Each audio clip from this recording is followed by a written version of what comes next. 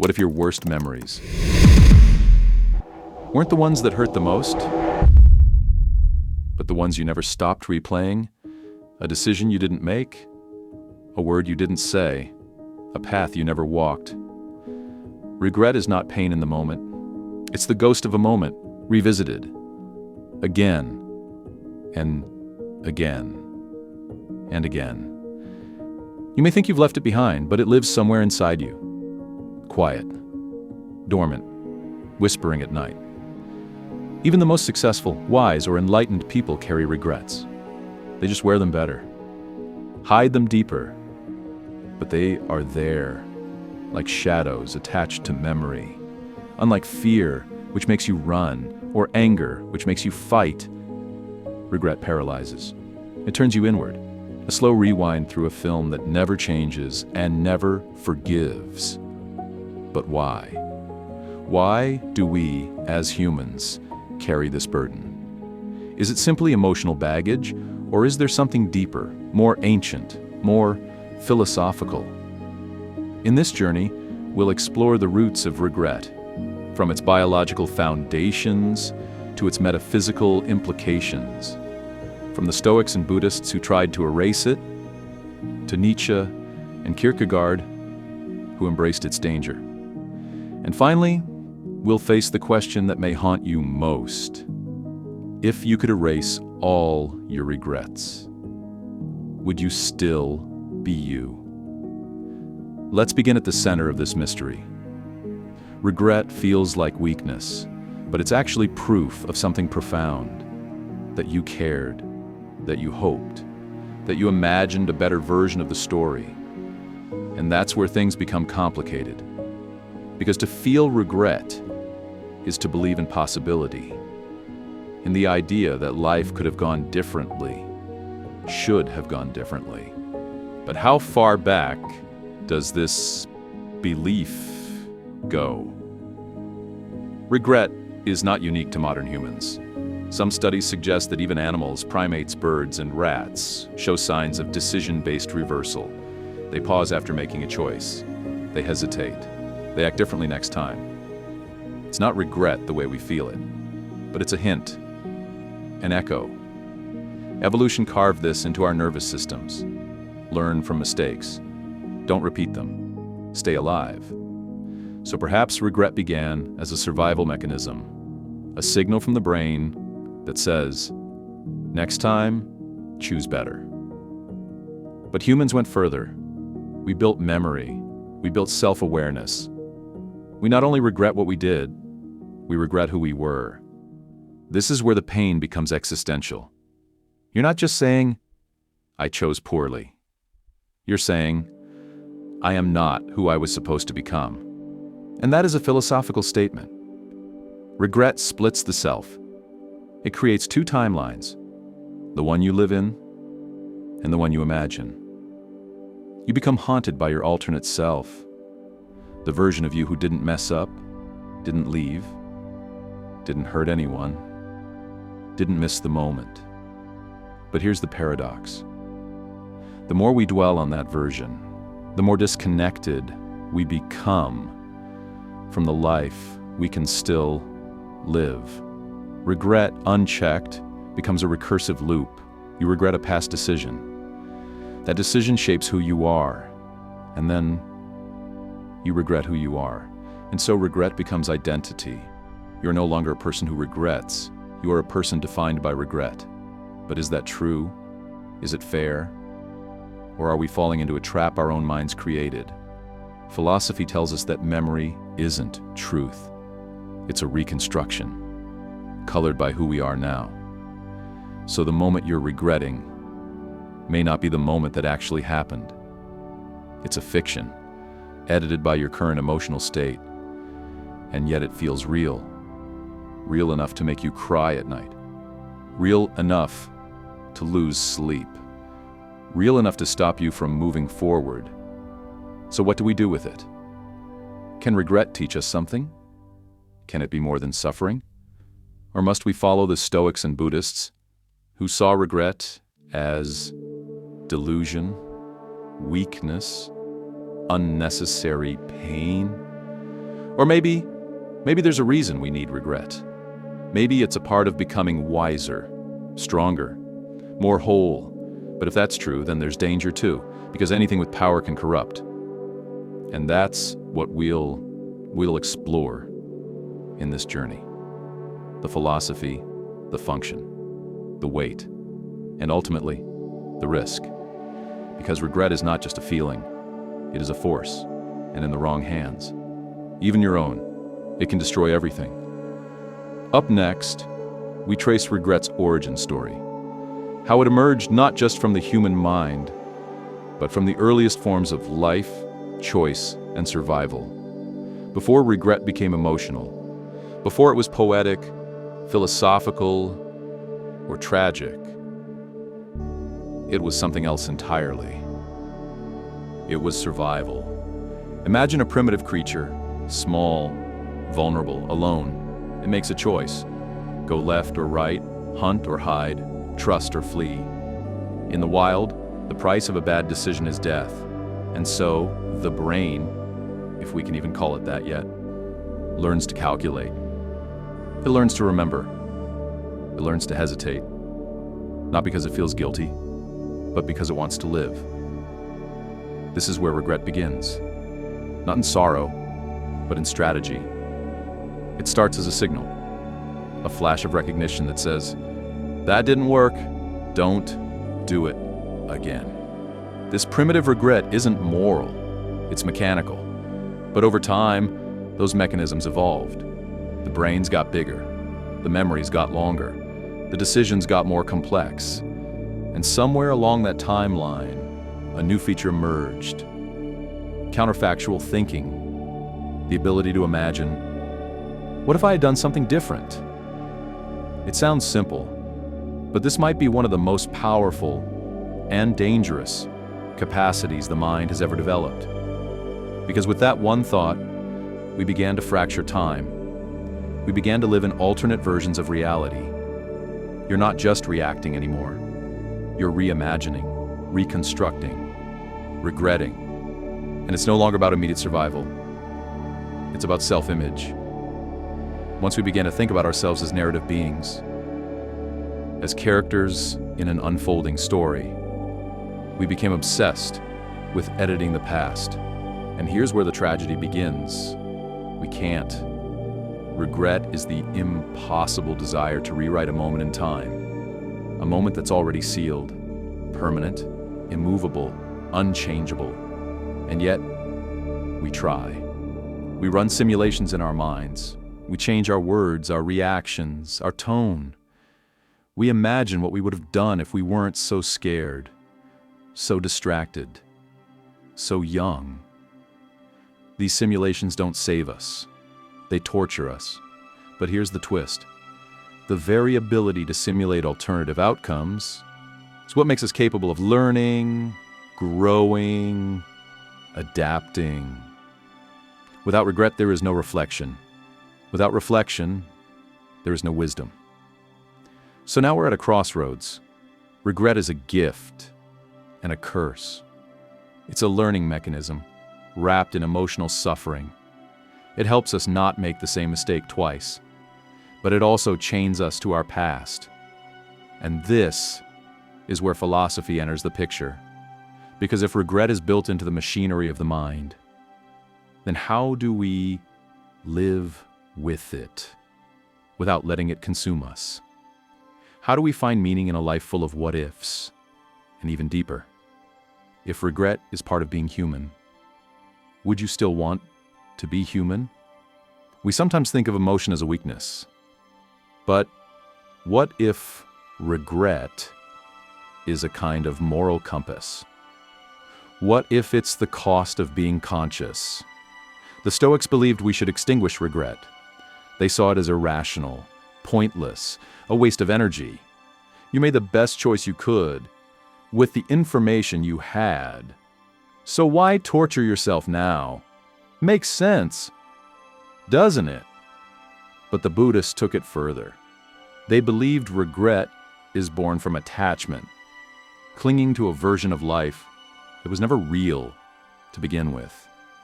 Let go of desire, they said. Let go of ego. Let go of self.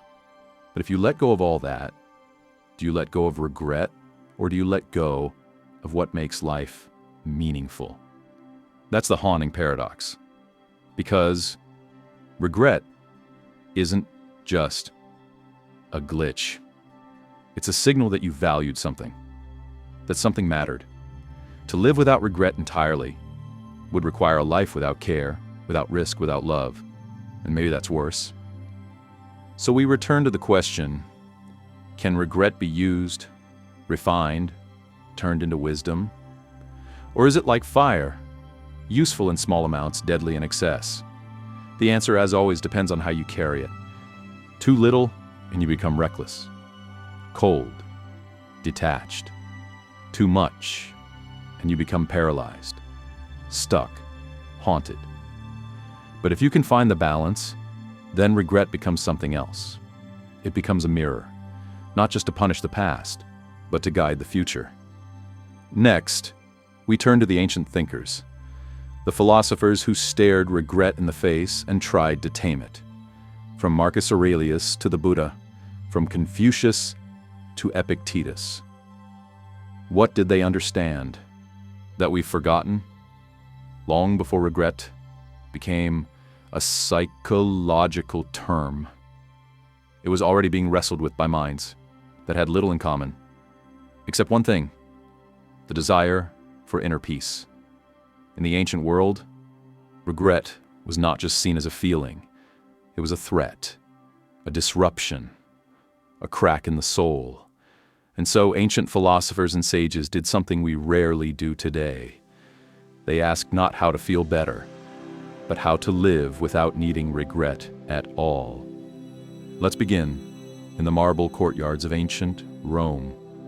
Marcus Aurelius, a warrior emperor with the soul of a poet. Every morning he would write to himself, not letters, not decrees, but reminders, meditations. In them, he speaks directly, sometimes even harshly, to his own soul. He tells himself, you could leave life right now. Let that determine what you do, say, and think.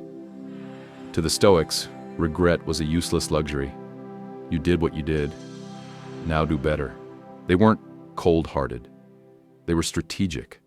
Regret, they believed, was a sign that you were trying to control the uncontrollable, the past. And what does that give you? Nothing but pain. Seneca, another Stoic, put it this way: no man has the power to have everything he wants, but it is in his power not to want what he doesn't have. This includes the past. The Stoics saw regret as a form of emotional slavery, being chained to a version of reality that no longer exists.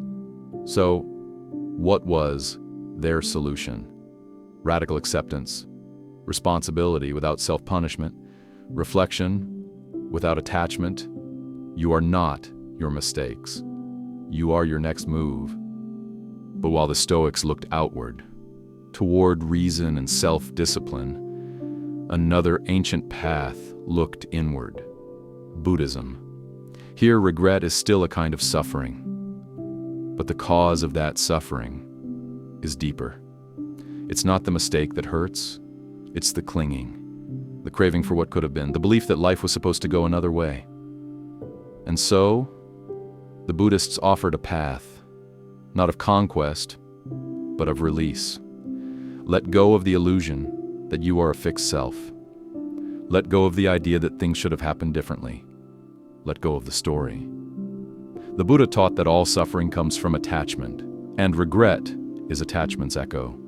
In Buddhist thought, the moment you stop identifying with your past, you stop being bound by it.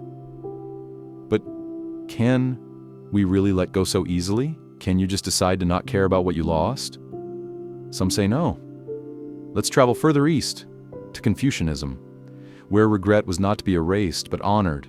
Confucius believed that shame, sorrow, and, yes, even regret were not weaknesses. They were tools of moral development. You should regret the wrongs you've done, not to wallow, but to realign. To Confucius, the purpose of regret was to restore harmony in the self, the family, the society. So he didn't ask you to kill regret. He asked you to listen to it, not as punishment, but as guidance. This is a key difference between the Stoics and the Confucians. Stoics say, don't let regret control you. Confucians say, let regret educate you. And yet, both agree on one thing, that regret, when left unmanaged, becomes a danger. It becomes obsession, self-hatred, stagnation. It becomes a way to hide from the present by living in the past. The Greeks had a word for this, akrasia, acting against your better judgment. You know you shouldn't dwell on the past. You know it won't help, but you can't stop.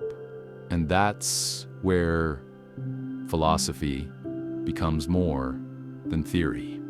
It becomes a fight between what you feel and what you know. Regret in this way is a battleground. And the ancient thinkers, they were warriors, not with swords, but with minds sharpened like steel. So here's the question they leave us with. What kind of regret do you carry? Is it the kind that binds you or the kind that builds you? Because that distinction is everything. In the next chapter, we turn to the modern age, the age of psychology, existentialism, and the fractured self. We'll explore the thinkers who looked at regret and saw it not as a flaw, but a feature. We like to think of the mind as a tool, a sharp, obedient machine. But what if it's more like a haunted house, echoing with the voices of the past, lit only by flickering memories we can't seem to forget? In the modern age, we stopped asking what is regret for, and started asking why it hurts so much. The psychologists arrived, not with robes and scrolls, but with labs, surveys, brain scans. And what they found was unsettling.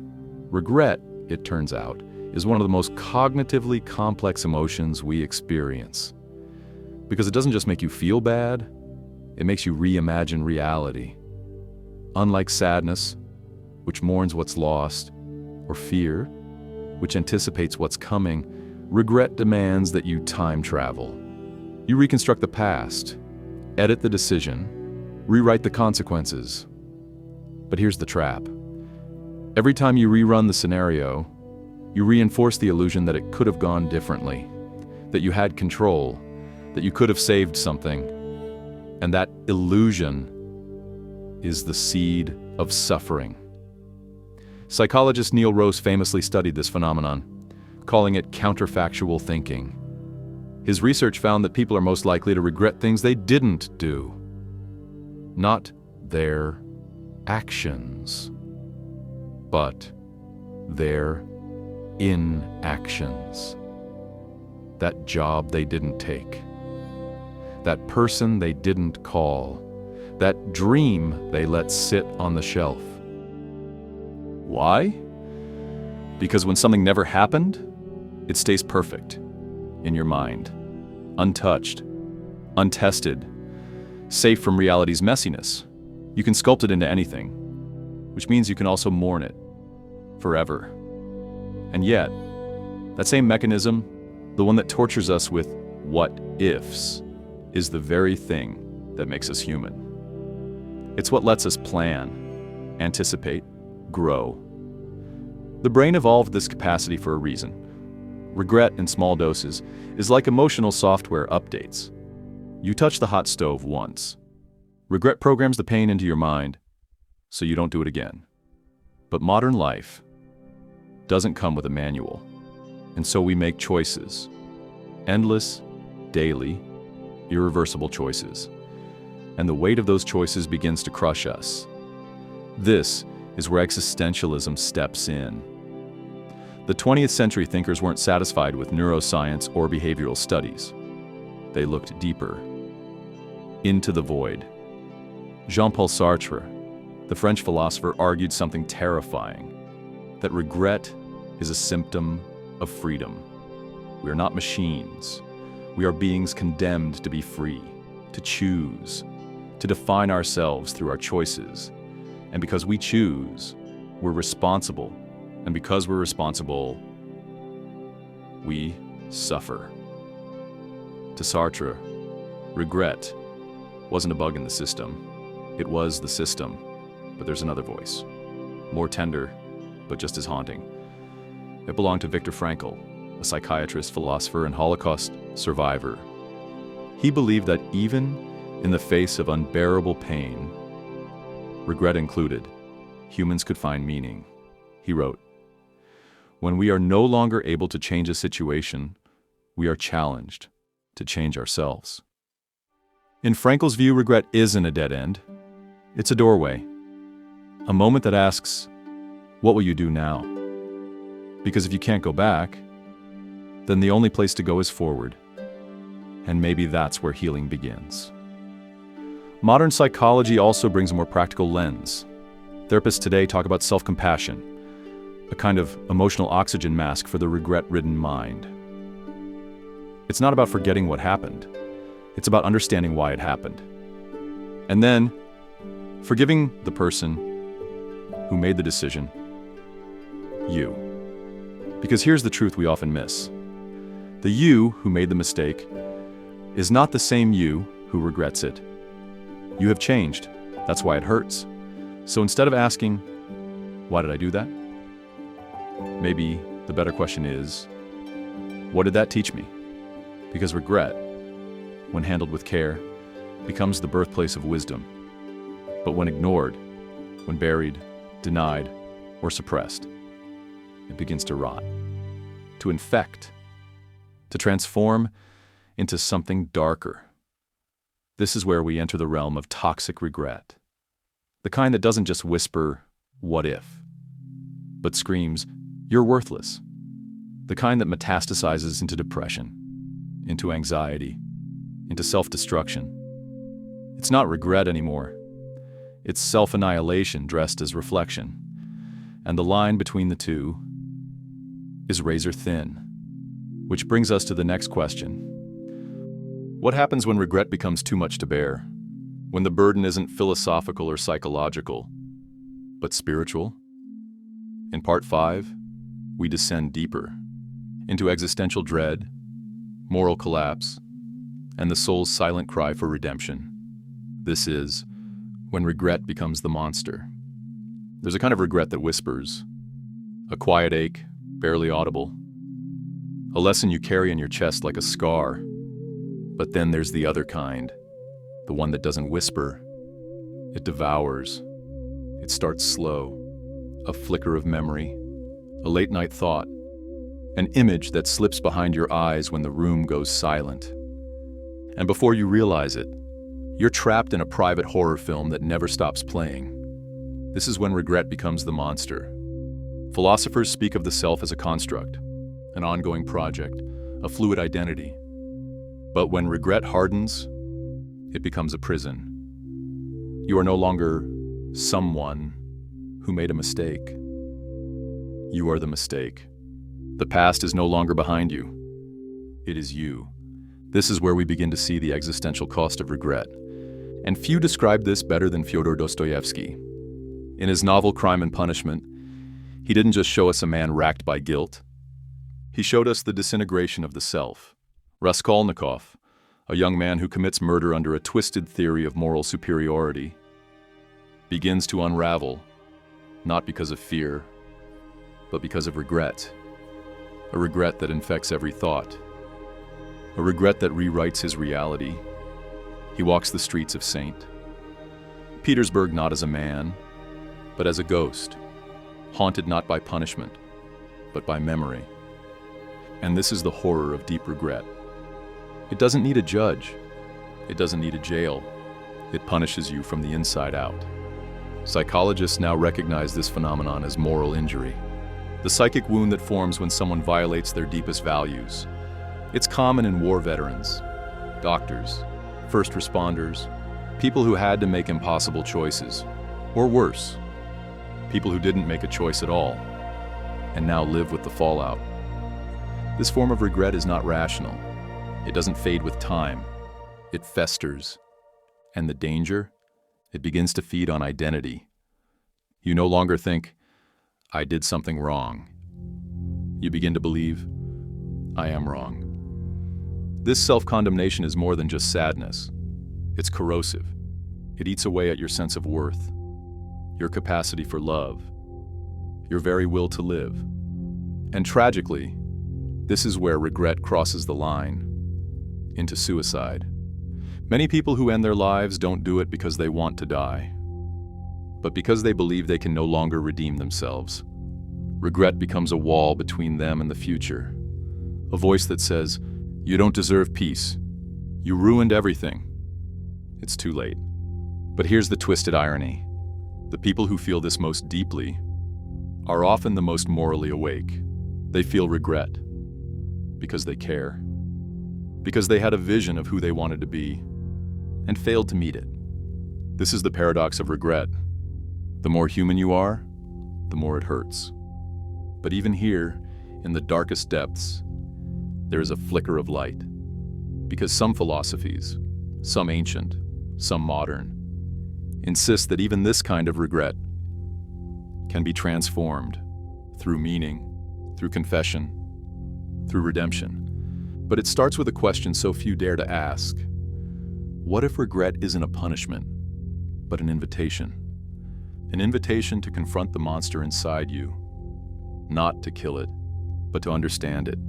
Because maybe, just maybe, the monster is not your enemy.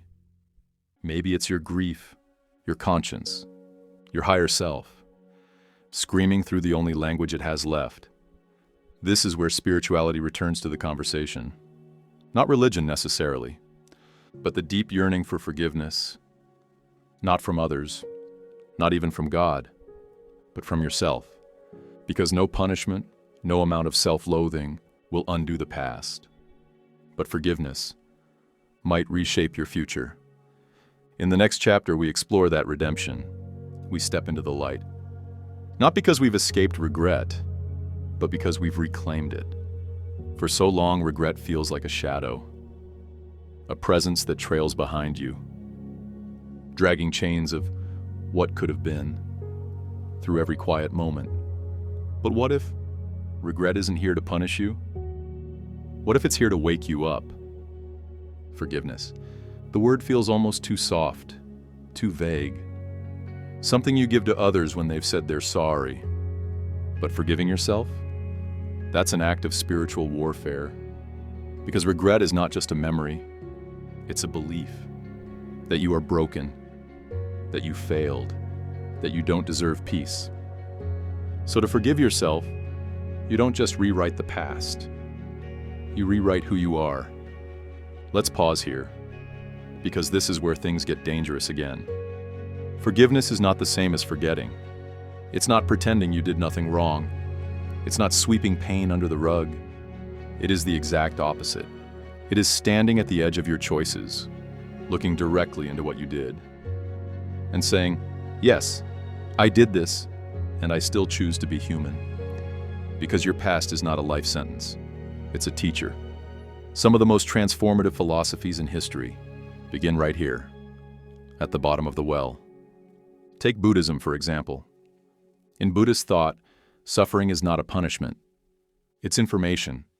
Pain is a messenger. Regret is a compass. It shows you where your values lie. It shows you what mattered, what still does. Rather than wallowing in self-hate, the Buddhist path invites radical awareness, to sit with your regret, to breathe with it, to ask, what am I still holding on to? And can I let it go? Not forget it, not erase it, but release the story it's telling about you, because that's the heart of it. Regret tells a story, but it's not the only one you can tell. Consider the Stoics, too. They didn't dwell on regret. They asked, what can you control now? Marcus Aurelius, a Roman emperor and philosopher, once wrote, you have power over your mind, not outside events. Realize this, and you will find strength. To the Stoics, Regret is wasted motion, unless it guides action in the present. You can't fix yesterday, but you can use it to shape today. This is echoed in existentialist thought as well. When Sartre spoke of regret, he wasn't glorifying it. He was saying, "You are always free to choose again.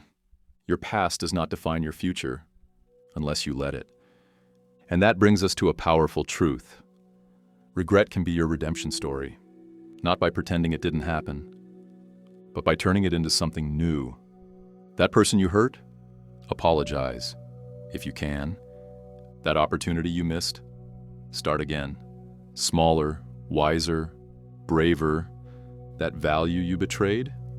Live it now, with everything you've got. Because the past can't be changed, but its meaning can be. This is where modern psychology meets philosophy again. Therapists call this narrative reframing. It's the practice of retelling your life story, with compassion and clarity. Not to lie to yourself, but to see the full picture. You weren't weak. You were scared. You weren't evil. You were lost. You weren't broken. You were becoming. This doesn't mean you ignore accountability. It means you own your story, without letting it own you. Because if regret is a fire, you can burn in it, or you can forge something new from the flames. A new identity, a new way of being, a life that honors what the pain has taught you, and maybe, just maybe, this is what real strength looks like. Not never falling, but rising again, with scars, with wisdom, with heart. In the next part, we zoom out again, from the personal to the collective. Because regret isn't just an individual experience, it's also cultural, historical, even civilizational. Can entire nations regret? Can we, as a species, learn from our past? We often think of regret as private, a solitary ache, something you wrestle with at 2 a.m., behind closed doors, when no one else is watching. But step back for a moment, zoom out. What happens when entire civilizations carry regret? What happens when the past doesn't haunt just one person, but millions? This is the world of collective regret, and it's just as real as the personal kind. Nations have memories, cultures have ghosts, history keeps receipts, slavery, genocide, war, colonialism, environmental destruction, moments we wish we could erase, decisions we wish we had made differently, warnings we wish we had heeded. But unlike personal regret, collective regret is harder to name, harder to own, because who exactly takes the blame? It's easier to build monuments than to apologize, easier to rewrite the textbooks than to face the pain, easier to say, "That wasn't me," than to ask, "But what am I still doing today?" And yet, regret bubbles beneath the surface. It leaks out in protests, in article, in revolutions, in silence. Just look at the 20th century. 2 world wars, the atomic bomb, the Holocaust. Each of these events didn't just shape borders, they reshaped morality. After Hiroshima, after Auschwitz, after Vietnam, the question wasn't just what happened. It became, how could we have let this happen? And that's the seed of collective regret. But here's the paradox. Regret without action is just performance. It becomes historical theater. Empty apologies, symbolic gestures, a way to say, we feel bad, while continuing to benefit from the very systems we supposedly mourn. So what does real collective regret look like? It looks like reparation, like education that doesn't skip the hard chapters, like policies that reflect historical accountability, not just historical knowledge. It looks like Germany's post-war reckoning, South Africa's Truth and Reconciliation Commission, Japan's long, complicated relationship with its wartime history. These processes aren't perfect. They are messy, incomplete, often political, but they are attempts to turn sorrow into structure, and that matters. Because collective regret, just like personal regret, can either paralyze or propel. It can turn us into a civilization obsessed with guilt, or a civilization that learns how to grow. But it starts with honesty, and honesty hurts. It hurts to say, we were wrong. We exploited. We destroyed. We looked away when we should have spoken. But it's only through that pain that wisdom can begin. Because the future is made of memories. And if we don't tend to the roots, we keep growing the same poison trees. The climate crisis is a perfect example. We knew. We were warned. We had the data, the science, the time, but we ignored it. Or worse, we profited from the ignorance. Now the regret is planetary. Entire ecosystems gone, species extinct, waters rising, fires burning, and still, we hesitate. We deflect. We ask, what difference can I make? But that's the lie regret tells when it becomes overwhelming. That it's too late. That nothing matters. That the damage is done. And yet, some of the most meaningful human actions have come after regret.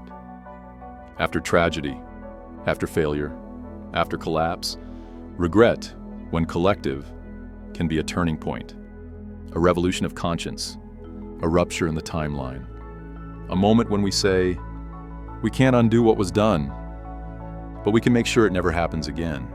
So the question is not just, do you carry regret? The question is, do we? And what are we willing to do with it? Because if we bury it, it will rot us from the inside.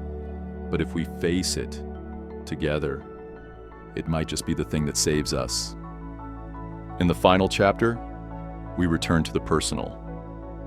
We face the ultimate question. If you could erase all regret, would you? Would you be happier? Or would you lose something vital in the process? Imagine for a moment, you're handed a button, just one. If you press it, every regret you've ever had will disappear. Not just the memory, but the consequences, the emotions, the scars. Would you press it? It sounds like a dream.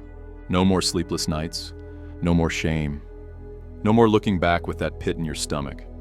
Just peace, finally. But let's ask something deeper. Who would you be without your regrets? That version of you, without mistakes, without guilt, without those moments that broke you and rebuilt you, would they still be you? Regret is the ghost of who we might have been, but it's also the soil where wisdom grows. You didn't become stronger in spite of it. You became stronger because of it. Every hard truth, every apology, every vow to never make the same mistake again. It came from regret, in a strange, brutal way. Regret is one of the most honest emotions we have. It tells us that mattered. Even when the world tells you to move on, even when your ego tells you to forget, regret remembers, and sometimes that remembrance is sacred. Let's look at this through a different lens. Nietzsche had a radical idea. He called it eternal recurrence. He asked, what if you had to live your life over and over again, exactly as it happened? Every joy, every pain, every regret. Forever? Would you curse it, or would you say, yes, I would live it all again? It's a terrifying idea, but it's also liberating. Because if you can say yes to even your worst moments, if you can embrace your regrets as part of your design, then maybe you've stopped running. Maybe you've made peace with time. Now think about the stories we love, the heroes we admire. They don't become great by being perfect. They become great by falling, by failing, by choosing again and again to stand back up. Regret is not a flaw in the story. It is the story. Would Frodo be noble without the ring? Would Scrooge be kind without the ghosts? Would you have depth without the pain? What if the worst thing that ever happened to you is what gave you the capacity to become someone better? It doesn't justify the pain. It doesn't excuse what was done, but it reframes the after. And that's where your power lives, in what comes next. Because you are not just the sum of your regrets. You are the architect of their meaning. You can turn regret into a prison or a pilgrimage. You can bury it in silence or use it to build something sacred. And you don't need a time machine. You don't need to go back. You just need to look at what's in front of you, right now, and ask, what will I do with this pain? Because the past is a place of learning, not of living. You are allowed to grow, allowed to forgive, allowed to change the story starting now. Not because the past didn't happen, but because you're still here, still breathing, still choosing. So, would you erase it? Or would you carry it with you? Not as a burden, but as a compass? The choice has always been yours.